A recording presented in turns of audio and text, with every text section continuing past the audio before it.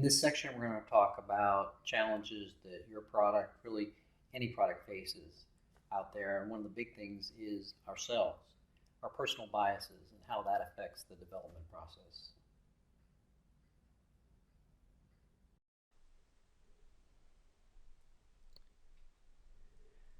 There are big challenges that your product has to face: the inherent messiness of projects, our own human prejudices, and the high speed which technology moves the world. Every mind is inherently biased, no matter how careful or educated we are. Biases that are programmed into our brains can either help us or impede us in developing the right product. We'll talk about 7 of these biases and what you can do to minimize them. The first is confirmation bias, which is the tendency for people to favor information that confirms our beliefs or hypotheses. To put it simply, we like to be right. We tend to agree with ideas that align with other ideas of what we hold as true. People exhibit this bias by gathering or remembering information selectively, or by interpreting information in a biased way, to confirm or support what we already believe. This contributes to overconfidence in our experiences and personal beliefs. As Clay Johnson wrote in The Information Diet, the seeds of opinion can be dangerous things. Once we begin to be persuaded of something, we not only seek out confirmation for that thing, but we also refute fact even in the face of strong evidence. A strong confirmation bias limits how much a product leader reaches out for and accepts external feedback from customers and colleagues, thereby jeopardizing the integrity of the entire development process.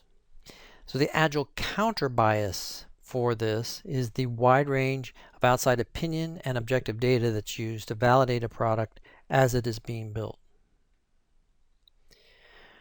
So procrastination is the tendency to delay tasks until right before they're due.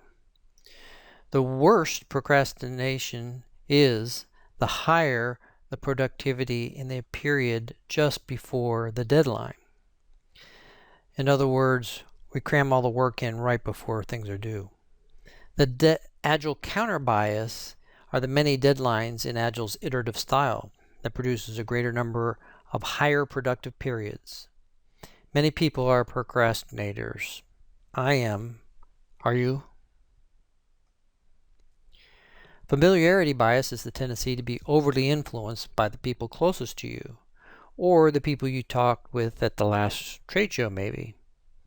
The Agile counter bias is a wide range of outside opinion and objective data used to validate a product as it is built. Not invented here, also known as the Endowment Effect, refers to our tendency to value an item more once we actually own it. One particularly interesting study was conducted where consumption objects such as coffee mugs were randomly given to half the subjects in an experiment, while the other half were given pens of equal value. So according to traditional economic theory, about half the people with the mugs and half of the people with the pens would be willing to trade. But they found that significantly fewer than this actually were traded. The mere fact of ownership made them less willing to part with their own objects. So as a simple illustration in your own life, think about how a book on your shelf that you haven't used in years seems to increase in value the moment you think about giving it away or somebody asks for it. So the Agile counter bias is the culture of fail fast and move on, and having less attachment to our own ideas. Herd instinct. The tendency to adopt the opinions and follow the behaviors of the majority to feel safer and avoid conflict. The Agile counter bias is the wide range of outside opinion and objective data used to validate a product as it is built. Planning fallacy. The tendency to greatly underestimate task completion times. I think I definitely suffer from this sometimes. Long cycle times magnify this problem, so what you'll find in a traditional waterfall approach.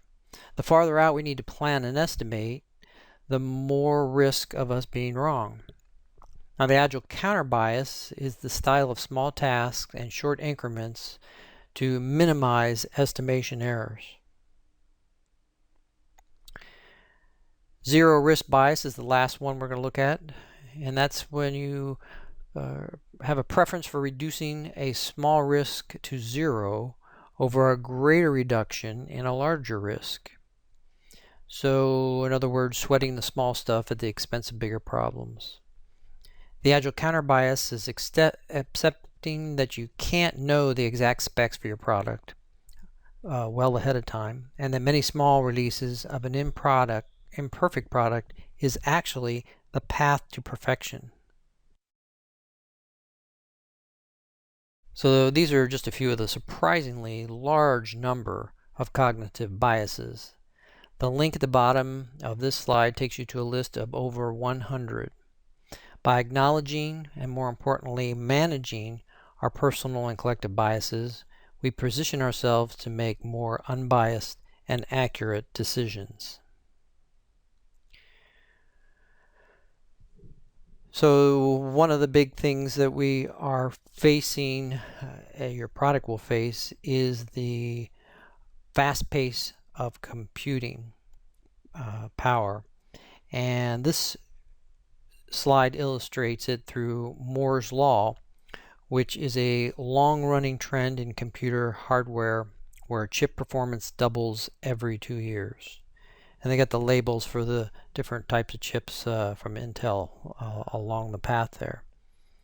This accounts for a large increase of computing power in ever smaller packages with ever smaller price tags. So paralleling Moore's law is our ability to store data, and that has also increased exponentially. The term big data, now used extensively in the technical media, reflects our increasing ability to store and analyze data pertaining to life events. Purchases, transactions, geographical data, tracking our daily movements, online search and email habits, and phone conversations, and so many more aspects of our lives are now easily tracked, archived, and processed. These trends, including Moore's law and the increasing capacity to store data, power this fast internet and change.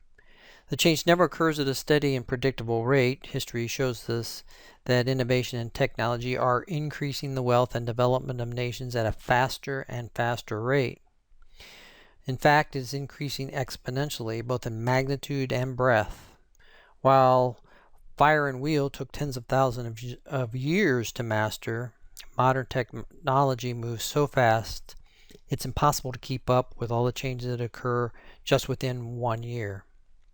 This intense rate of change can be leveraged as an advantage, or it can quickly overtake a company.